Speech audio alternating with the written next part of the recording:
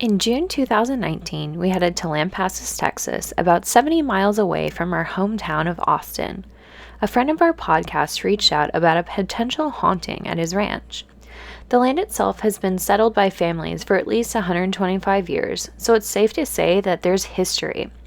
With several accounts from the family of unexplained noises around the house, including the sound of women's laughter, we decided this was the perfect location for our next investigation. We learned a lot about the land in our time there, but we'll let the homeowner, Lee, tell you about it in his own words. So tell us about this ranch that you live on. You inherited it? So my dad bought it 25-ish years ago and built this house, and no one's lived on it. And about 5 years ago, I was going to buy some property. My dad said, "Why don't you just move out?" Because I haven't legally inherited it, but it's in the will, his will or whatever. Mm-hmm. But I get 10 acres of the property.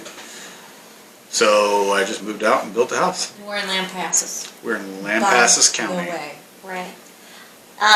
You told us some interesting facts about Lampasas that I had never heard of. So, And it was known for... Santa Fe Railroad. The last station is in Lampasas. That's and cool. the oldest spring-fed pool is in Lampasas. And it's now open to the public. It is open to the public now. Sweet, sweet. There's actually, next weekend, Spring Ho. That's me. Yep, that's what they call me.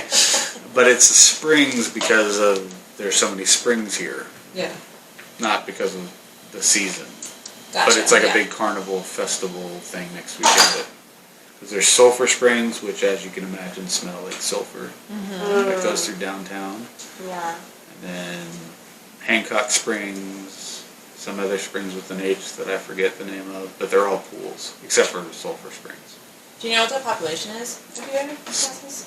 6,000 or some 7,000 maybe. There's a shit ton. Oh, can I say shit? Yeah, you can say whatever you want. There's a lot of homes here, but not a lot of things. Fast. How old do you think this land is that we're directly on? The family that my parents got it from said it was in their family for 100 years. Oh, wow. So, it's 125 years with our family on it. And you mentioned at the beginning of your road or driveway there was the old church? Yeah. It used to be called McCreeville, which is the name of the town. Which I think that was like dissolved in the 40s or 50s. I don't know the exact date. It's on the internet though. We can Google it. It used to be a town, and the church, McCreeville Church, was across the street. And then the Blacks, that's the name of their family. It's Freddie, and I said Billy Black at the front. I don't know why, but it's Freddie Black. He passed away. Good ring to it. But Freddie Black, he was a crazy old sheriff from Alabama, lived there. Him and his wife, and they just, I don't know if they tore that place down or built around it, I don't know. They just kind of swallowed up the old church, and it's their house. She's still there. The widow's still there. So what's the history on this cabin specifically? I think you mentioned that there was a home here previously? Yeah, so the Built on top? homestead that was here, the family that inherited the property sold it to my parents. It was like a younger couple. They inherited it, and they were like city folks. I don't remember where they were from. But they inherited it, came out here. There was a little cabin or like a little house out here exactly where we are now. And it had a storm cellar, like a hand-dug limestone wall, like storm cellar underneath it. They had so many rattlesnakes in it that they couldn't get professionals to get them out. Dang. So they burned the house down. They sold burned it. the house down Yeah.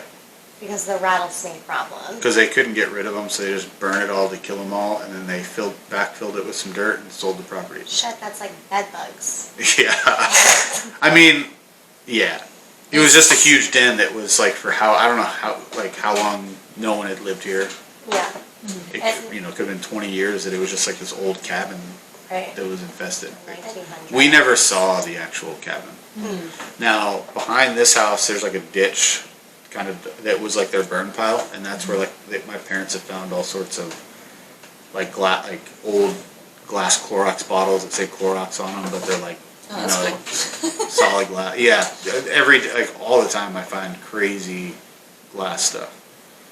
little perfume bottles, like real decorative perfume bottles. And then with my livestock, I used to have my goats back there. I sold all the goats, but they would, just from like stirring up the ground, I would find all sorts of cool little glass things that would come to the surface and whatever.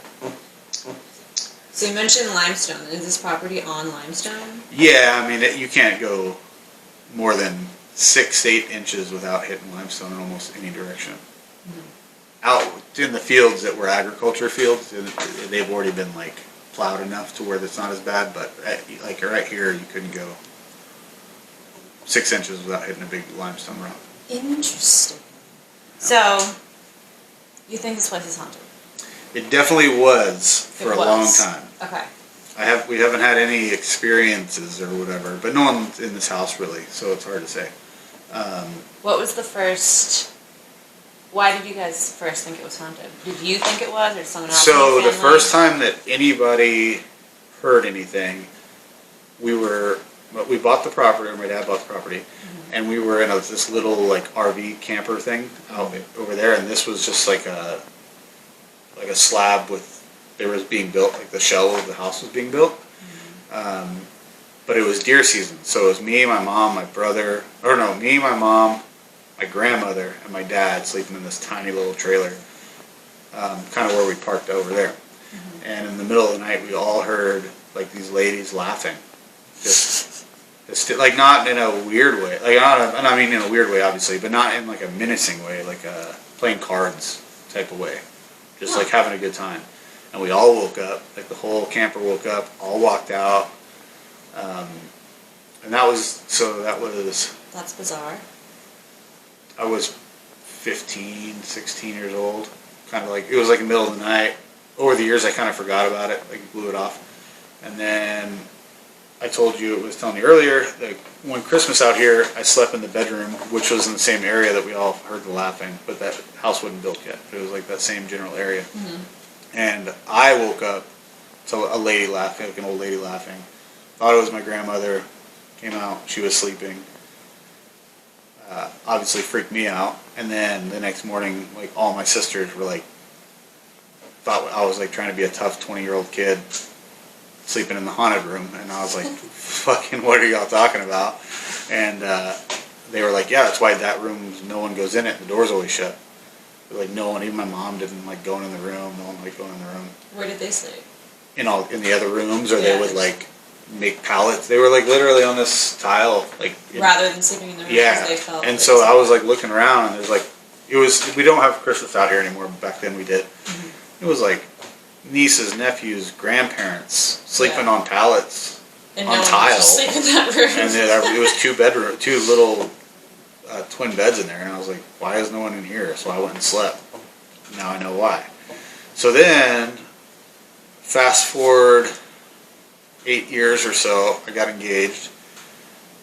My ex-fiance had a kid. We would come out here, and at the time, my brother, like during deer season, and my brother and his, at the time, girlfriend, but now they're married, they would sleep in the back bedroom. My dad would sleep in his bedroom, and that was the only bedroom, and it had 2 beds. So I just didn't tell them that it was haunted. Because I'm like, they'll never fucking come out here. Yeah. And then I'll never get to go hunting anymore. Because my fiance doesn't like going out here. So I just never told them. And we never heard anything.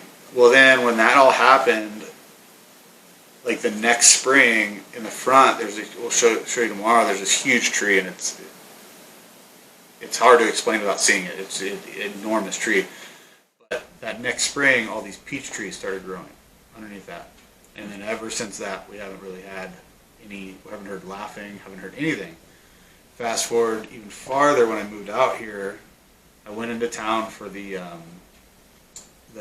Lampasas museum was having like an open, it's like a closed small museum, but they were having like an open house. And the ladies were telling me about McCreeville, which was the town it used to be, and how the lady, I forget now the name of the family that lived here, but she, back in like when there was still Indians and stuff out here, she was the healer for the area, and she had a peach orchard. What? Yeah. So that's when it all kind of got. The peach trees maybe put her Yeah, on bay. like this could be. I mean, this was like my theory back then, and my mom obviously loves it. Doesn't matter now because we were not married, but that I like brought my family into that room that she like was happy or whatever, and then the peaches started growing, Aw. something. So how do you guys feel about going into that room right now with our tools? That's the room. That's the room. Let's go. Let's hit it. We'll start by introducing ourselves. We like to do that. So, We're the golden ghouls. oh my god, no. So, if there's anybody here, I'm going to introduce myself. My name is Alyssa. Kylie. I'm Kylie. I'm Emily. Our friend Lee is here also. He's over there. You saw him. You probably know him. Probably So, recognize him. He's been He comes here often. Yeah, he's been here a couple times. Should you explain to? yes. So, we've heard there might be some ladies or a lady here Who likes to play cards? who likes to play cards, perhaps. She really likes to laugh. We got some gin rummy. A favorite. We should be playing cards right now. In the dark, yeah. Yes, we could really see that very win. well. Usually. But if there's anyone here who would like to talk to us, we'd love to meet you. Sweet. I feel like if anyone is here, it's the healer, right? That's what I think. And she might not be here anymore. She might be out by the tree. It's true. So, I'm going to tell whoever might be here how we can communicate with this. Yeah. So if there is anyone here with us, you can get close to this device. You can make it change colors. You can make it light up. So by getting close to it, you can do that.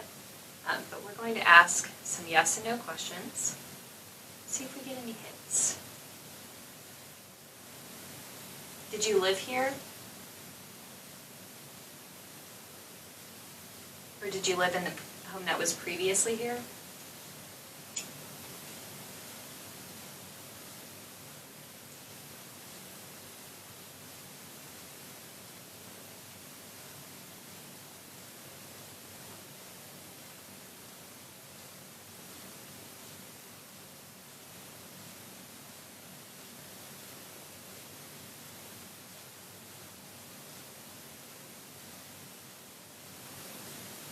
Are you the healer?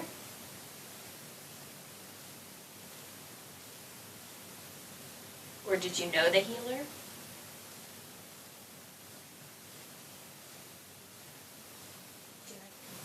We know that people aren't usually over in this house. Are you glad that we're here?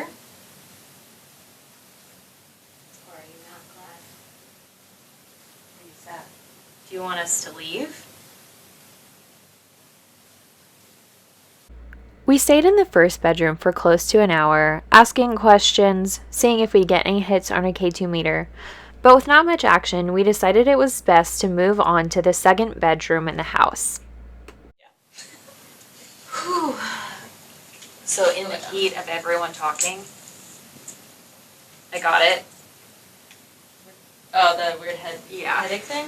And I was like, oh shit. And then I heard like a breath in this, Okay. which kind of And then there was the... freaked me out. So, all right.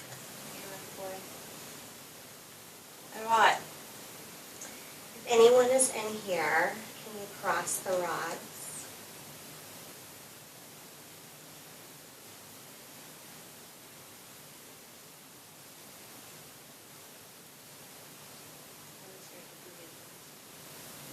Do you know the woman who laughs in the other room? Can you cross the rods?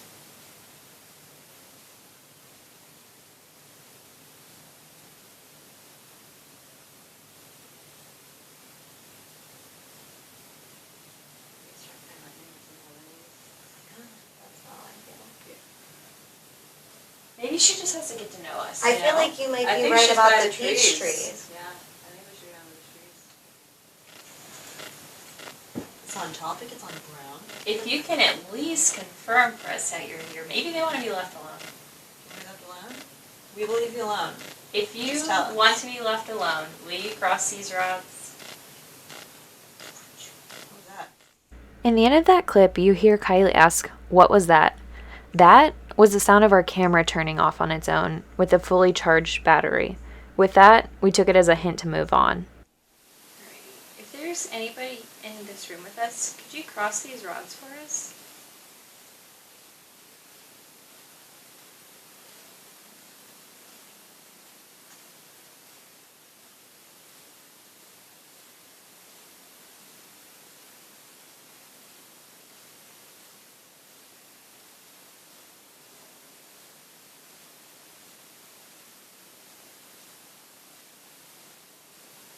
How about if you want us to leave, can you make the rods open really wide? Is that happening?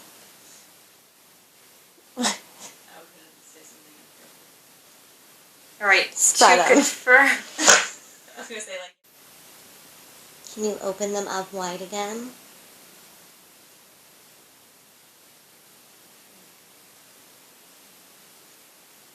What's that one on the left doing? Yeah. Oh my god. Felt something weird. Mm.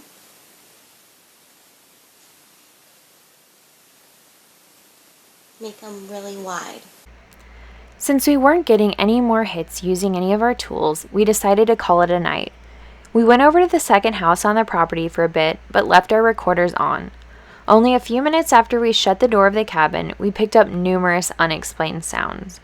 Because we only have recordings for those and not video, we think it might be more interesting for our viewers to actually listen to our episode in which we covered this investigation. You'll find the link below. While the activity was minimal while video recording, we were all kept up most of the night by noises throughout the house. And with the sounds captured while we were away, it's safe to say that we'd be happy to return to investigate further. Jesus. Ha.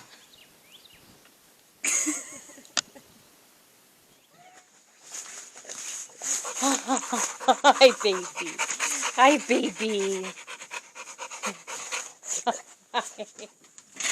Hi.